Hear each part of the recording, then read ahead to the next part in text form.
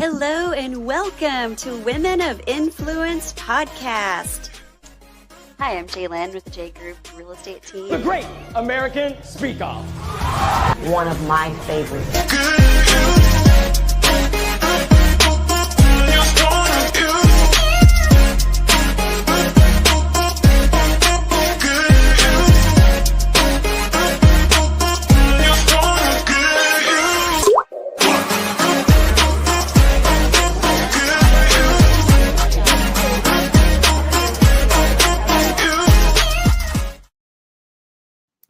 Hey everyone, welcome back to Women of Influence. I'm your host, JaLynn Manser, and today, oh my goodness, we are in for such an amazing and inspiring conversation. Joining me is someone who truly embodies passion, grit, and heart. Lizy Hoeffer is one of the top mortgage loan originators in the nation. Yes, the nation, you heard me right. She has built her career on a simple but powerful belief: passion changes everything. From starting as a receptionist to becoming the #1 female loan officer in the country and the #1 Latino mortgage originator in America, Lizy's rise is truly remarkable. But what I love even more is her energy, her humility, and her heart for service. She's a powerhouse in the mortgage world, a dedicated mom of 3, a leader in her community, and someone who champions balance, impact, and showing up for others. So let's jump in, because this conversation is all about passion, purpose, and making your life and the lives of others better every single day. Welcome, Lizy. Oh my God, you are the sweetest. Thank you so much for the great intro. Oh my gosh, I just love you so much. And I know we have a mutual connection, Teak, our agent, that we met through. And like ever since we met in person, I just realize I absolutely adore you. Same. The feeling is mutual. Your energy is just off the charts. And that's the first time I ever got to see that cute intro. Oh my God, it embodies everything.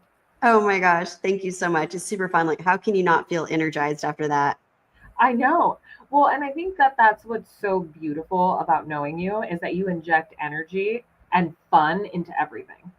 Oh gosh, thank you. I try. I'm not feeling so energetic at the moment, to be quite frank, but that's okay. I'm like, I'll get there. Like coming off of jet lag or something crazy like that. Well, you have been jet setting all over the world. So Yes. My life does not suck. And not at all. So, Lizy, your journey started at the front desk and led you all the way to being #1 in the nation. What mindset or moment really shifted things for you along the way? You know, I come from extremely hardworking parents. Both of my parents were beautiful examples of you get what you sow. So my mom worked 2 jobs to pay our mortgage. I mean, she was a single mom of 4 kids, and my dad, I saw him build our business, our family business, in the kitchen table. So for me, I just knew that if I started out as the receptionist, but I gave it 100%, I knew I wasn't always going to be a receptionist. And I think that mantra of passion changes everything. It's like when you really care about doing a good job, it doesn't even necessarily mean I wasn't passionate about being a receptionist, but I was passionate about doing the best I could in that position. So I'm like, what does the best receptionist do? And it was like, well, I don't just answer calls, I answer problems. Like, how can I take work off from my boss? How can I, create more opportunities? That job, I remember, led me into sales. And it was because I had worked as a receptionist for 3 months. I wasn't even a receptionist for very long, but I would listen to the loan officers calling deals, and some of them were very serious. Others were not. It was kind of a Wolf of Wall Street kind of environment. Ooh. And one day this guy came up to my desk and he gave me a stack of what he called the dead leads. And he's like, can you go ahead and shred these? And mind you, I had just watched these guys kind of call for 3 months. I was like, well, what if I don't shred these? And what if I call for free, my time, 2 hours a night, and any lead I get, will you pay me $50? And at the time I worked $10 an hour. And it was just an easy way for me to to multiply my income, right? So I had to give something for free, which is call on my own time. I'd heard the script for like 3 months. And it was how I actually got started in the business. I started as a dialer, right? So I was a receptionist, then I was a dialer. And in just everything I've ever done, I've just been like, how can I be the best at whatever this specific position needs? And how do I add value to my organization? And That's because of that, fantastic. I've just never been in one spot. That's fantastic. So you truly looked to go above and beyond your responsibilities and really kind of think outside of the box. Well, I think in every relationship you have, you can either be a value or you can be a liability. And Mhm. who add value, they're always looking to solve problems, create opportunities, inject energy. And liabilities, those are the people you have to take care of. Those are the people that do the bare minimum.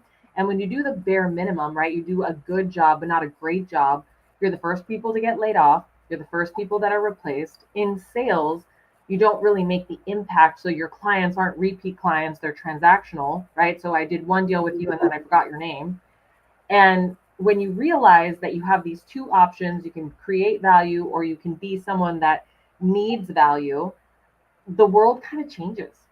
It does. It really does. I, oh my gosh, I don't know where the echo is coming from. I truly appreciate and love your hard work ethic. It shows because I know you personally, obviously, and we've done some deals together. But just your story and everything that you're telling me just really resonates. I'm like, wow, I'm so proud of you right now. Oh, thank you. That means a lot, especially coming from you, because I know personally, all the adversity and all the success that you have had.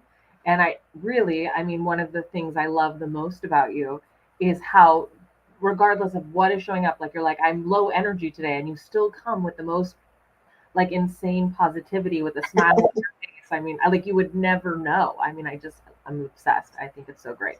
Thank you. I think on that note, and I'm speaking to the majority of women, we tend to, whatever it is we're going through, we tend to kind of push it under the rug or put it in a little box and like, you know what, I'll deal with that later. I don't have time to deal with that right now. Okay, so I definitely feel that. But just from knowing you, you always lead with gratitude. Like something terrible Mhm. happening, and you'll be like, this was not great, but I'm so grateful for X, Y, and Z, or I know this is going to make me better. It's just, and I think that when you can have that level of just focus, even the worst times, they're not as low.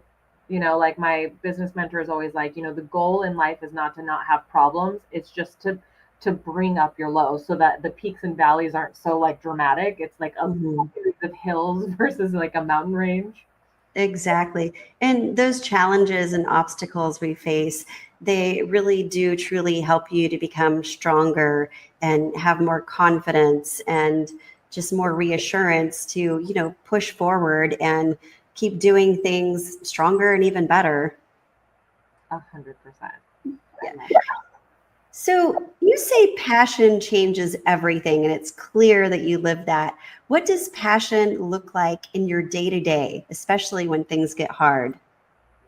Oh my gosh. So I am a huge believer that 80% of my job is the energy that I inject into a situation.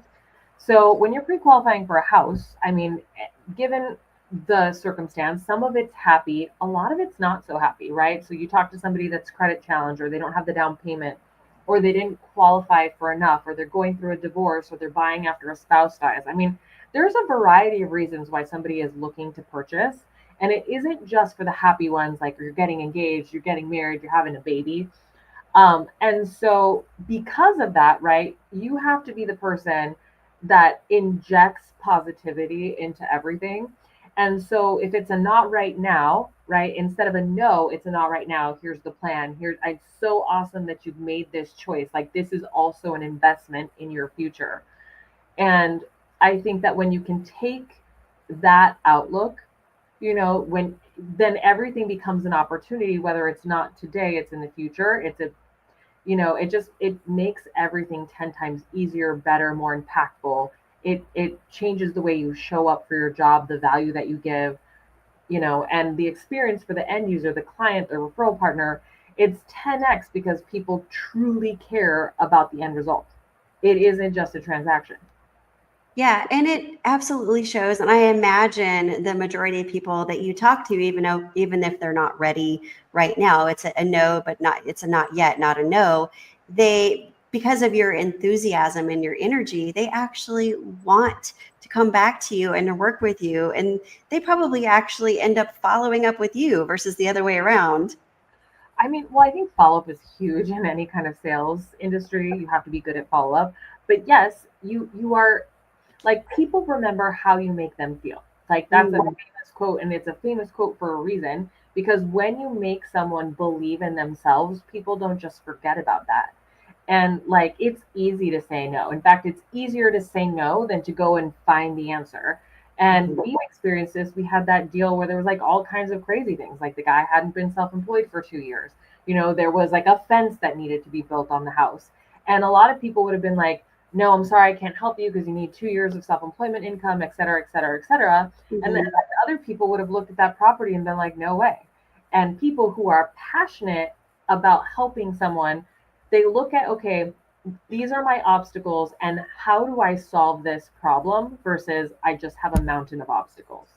Exactly. And let's talk about that client real quick because this is kind of an interesting story. So we ended up getting him, and I want all the listeners to hear this to give them hope when they're trying to purchase a home. We got them a $64,000 seller credit to be able to use to build that block wall around their backyard. Like, how crazy is that? Well, what's nuts? So when you said we, it was really JaLynn. JaLynn is the reason that she's the one that negotiated that. She's the mastermind. But the thing is that it does take collaboration. Is like, is this allowed with my loan, or how can I get this executed? And because you are such a problem solver, you were able to negotiate that with the listing agent and get her on board. And then you were able to articulate that vision to the clients where that could have just been a hurdle. And when you're working with the wrong people, like it'll take you longer and cost you more. And so that's an insane deal. But like I thank you for giving me part of the credit, but it really was all you. So, to your point, people do need to truly know what they're doing because, had a, God forbid, I had been working with another loan officer and didn't understand the parameters involved with the loan, they might have, told me one thing and we get to the end of the finish line and, oh, by the way, sorry, we actually can't give that much now. But you guys were masterful in putting all the puzzle pieces together and making sure that my buyer actually had all that extra money to be able to use for their block wall. So that's amazing. Oh, well, my pleasure, and thank you so much for referring them. They were great. You're welcome. So you're a mom to three beautiful kids and you've built this incredible career. So what does work-life balance look like in real life for you? Not the Pinterest version, but the real, sometimes chaotic version. So, the word balance implies that you can hold multiple aspects of your life in equal weight. And that is just like unrealistic. And I don't care who you are, even the most quote unquote balanced person, it's still a game of give or take. And so for me, I have non negotiables, right? So, like, I want to have dinner with my children 90% of the time, which means that 10% of the time, I'm not going to be able to make it to a dinner because there's going to be something that comes like a work event that I have to attend. Mhm. And it's not that work is more important for them, but I have an overall goal for the family. Like, I believe that my purpose here on earth is to make sure that my children's children have an inheritance that comes from my religion. I'm very focused on that. I believe that's my purpose. And so when you are making decisions on that give and take, it's like, okay, well, what do I want most? Okay, what do I want right now? And if those things are like in competition, I always go with what I want most for the family.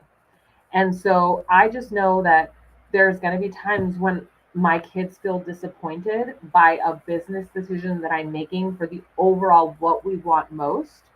And there's going to be times when I let somebody down in business because, again, that goal is so important. I'm trying to raise kids that are going to be great human beings, that are going to be assets to society, that are going to be successful members of the community, their family, leaders.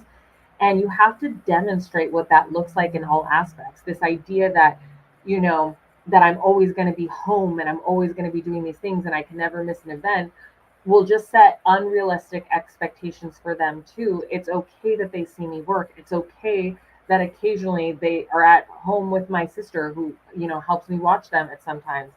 Like that's a real life situation that they will deal with, and they'll know that mom's working towards our greater good. And so I think when you're not led by values and you're led by reaction, like, okay, what is happening right now, this moment, we can feel depleted because we try to do too many things. And yes, I still feel disappointment when I miss something. Yes, my kids still feel disappointment when we miss something. But we know that it's a sacrifice that we're making for the greater good, if that makes sense.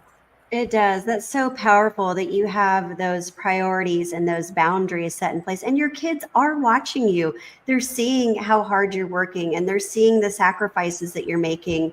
And, to your point, working towards the greater good. I love that you're building a legacy and that's like your top goal. That's incredible. I love it so much.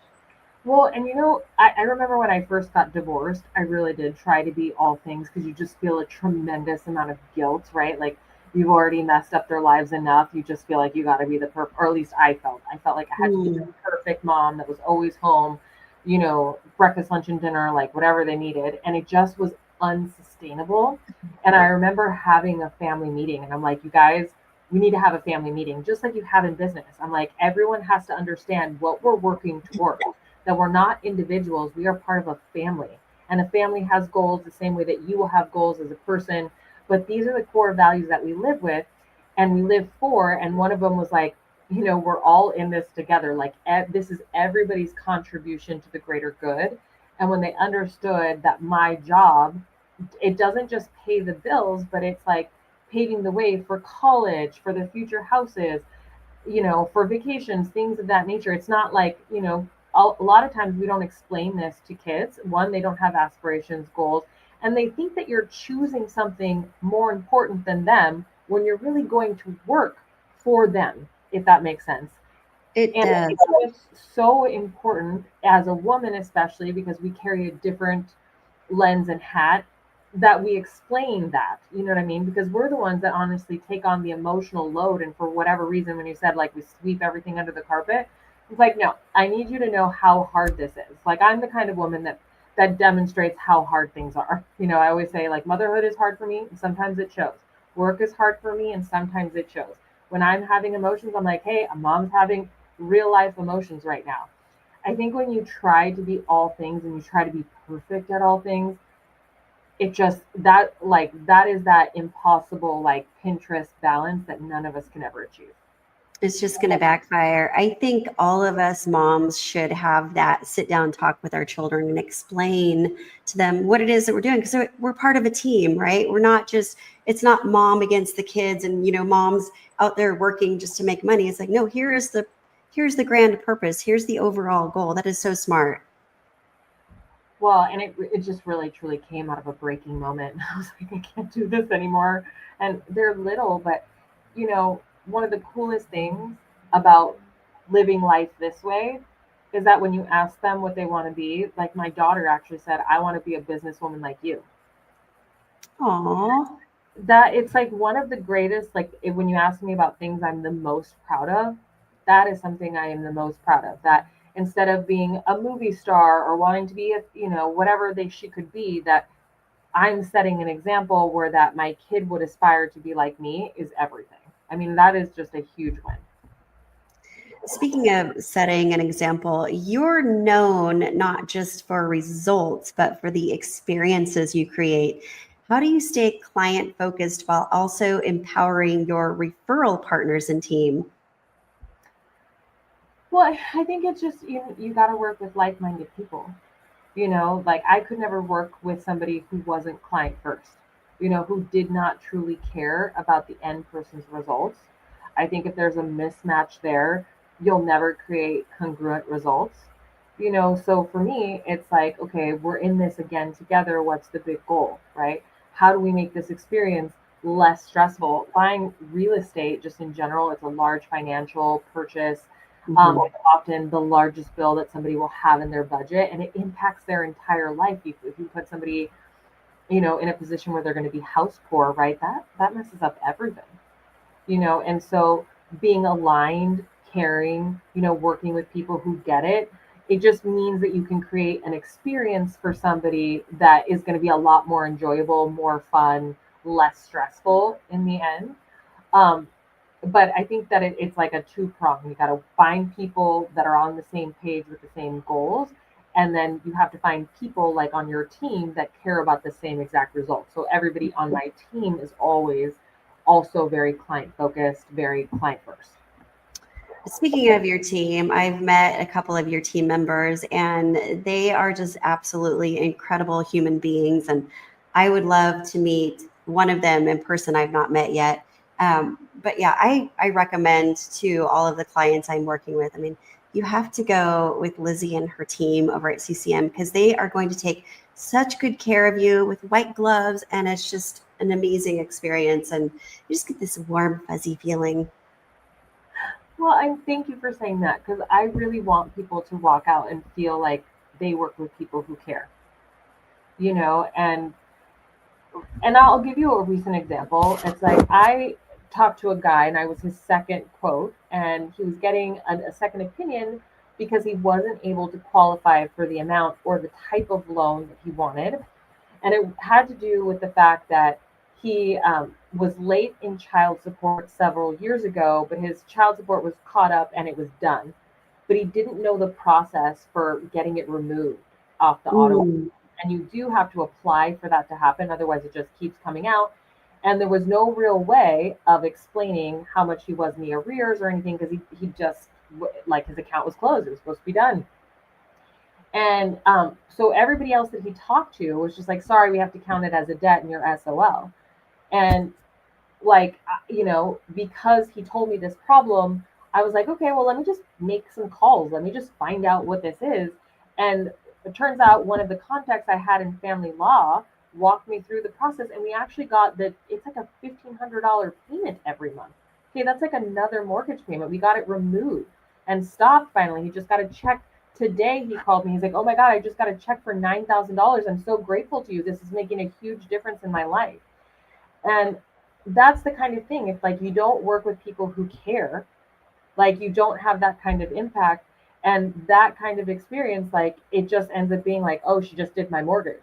Like I can tell you that client will always remember me because I had an impact in his life.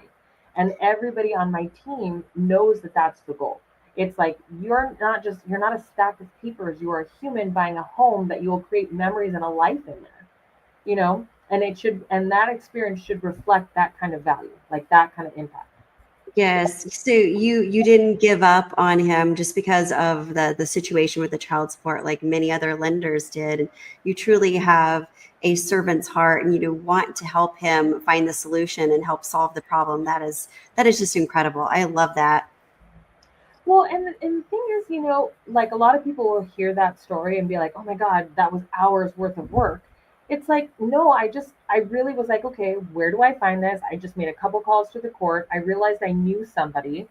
And then I just called that person. I mean, it was 30 minutes of work for a dramatic impact on that guy's lifestyle.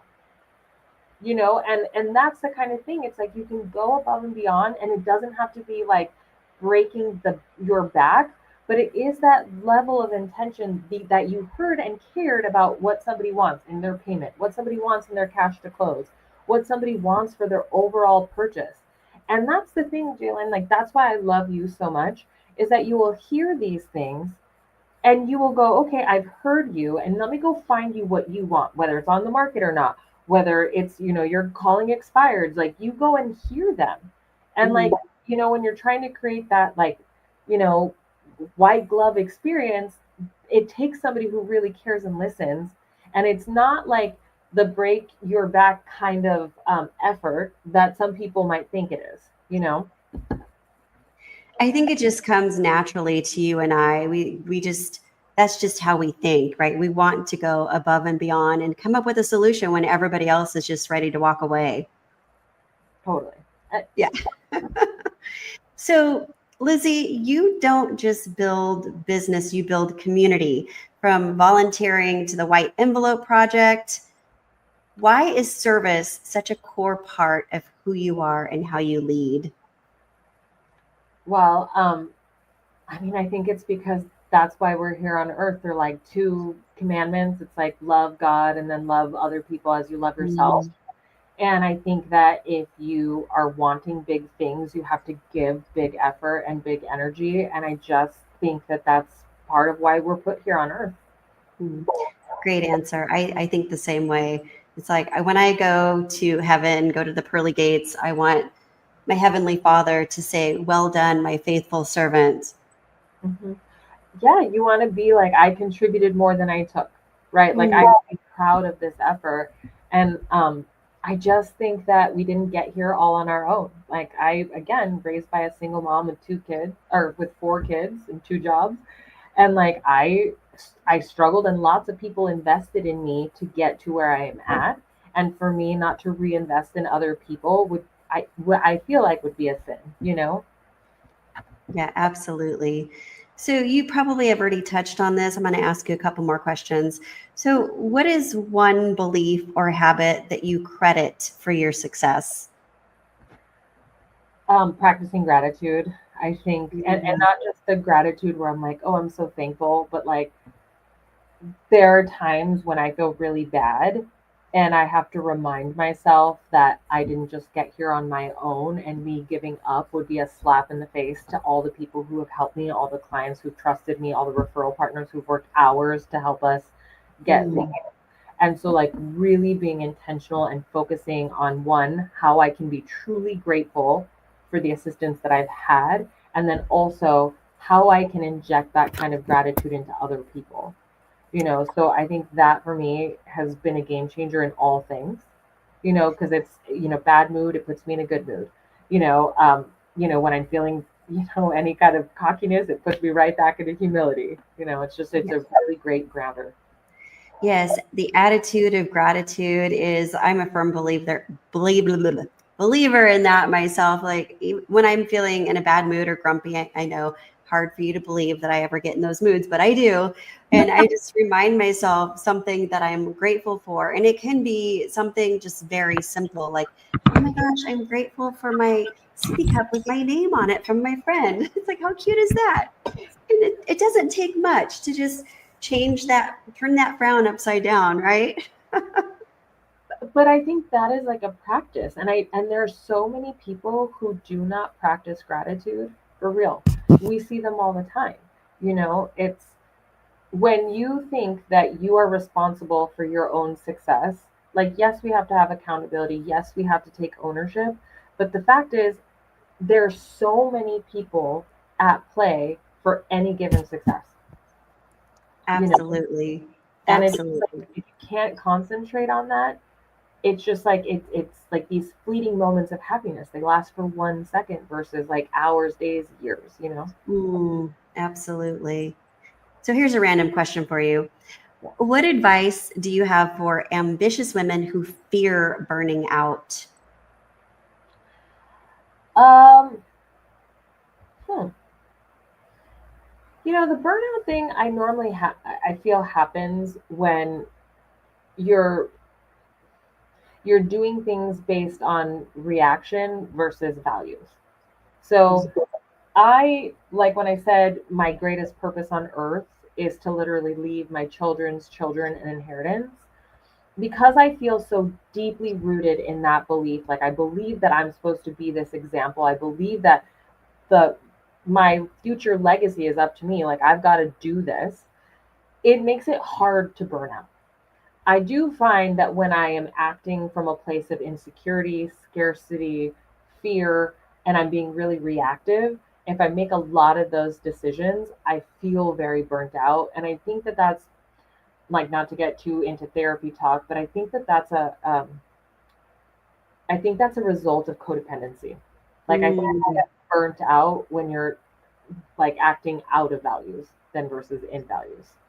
Yeah, that makes sense. And talking about legacy, I did want to bring this up. So last time you and I met, we had a conversation about how I told you about how my mother retired with just her social security check, didn't have good planning, and how I wanted to help other women to prepare for their future and to plan for their legacy and their, do their estate planning. And so you were so wonderful. You sent me a 30-day content plan, and basically around helping women with planning for, their income and their legacy.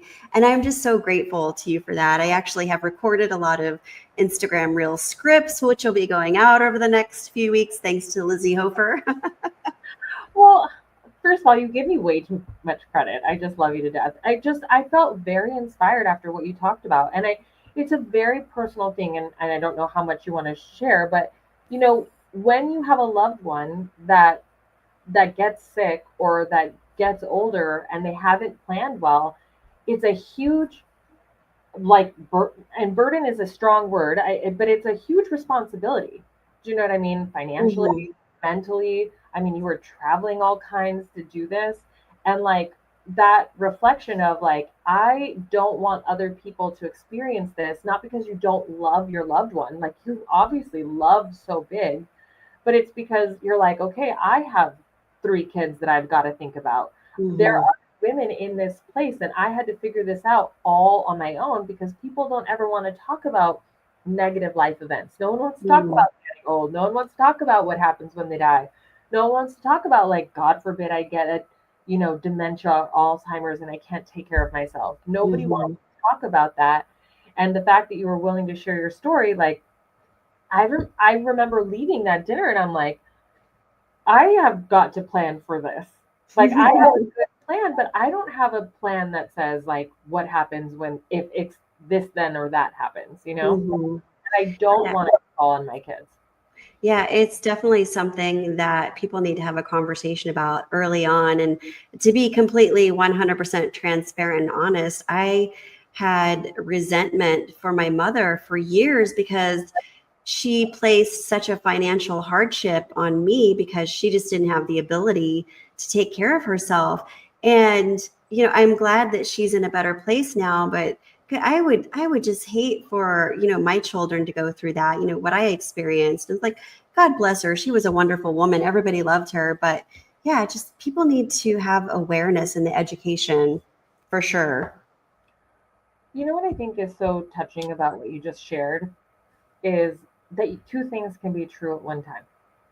And it can be true in like a variety of things, right? You can be a hardworking mom and you might not always be present, but the moments you are present for, you're 100%. Or it's like you love your mom and this was a really big like financial time stress everything, Hmm. and it's okay to have feelings of like resentment, frustration, whatever it is, and still show up Hmm. and also have it impact and add value into so many other people's lives, which I know you will. Like it changed me. Oh, good. I'm happy to hear that. That's what it's all about, right? If we can just change one person's life and make it a little bit better, then that's what we're here for. 100%. So, Lizy, thank you so much for such an incredible conversation. You're a beautiful reminder that success isn't just about numbers, it's about passion, people, purpose, and doing everything with heart. Your journey proves that you can build something extraordinary without losing your humanity. And I know so many women listening today needed that reminder. For everyone tuning in, be sure to follow Lizy Hoeffer and stay connected with her work, her mission, and her impact. We'll all have her links in the show notes. And remember, passion really does change everything. Keep leading with heart, keep chasing excellence, and keep showing up for the life you're called to live. Until next time, this is Women of Influence. I'll see you soon. Thanks, Lizy. Oh my God, that was great. Thank you so much. Okay, stay put.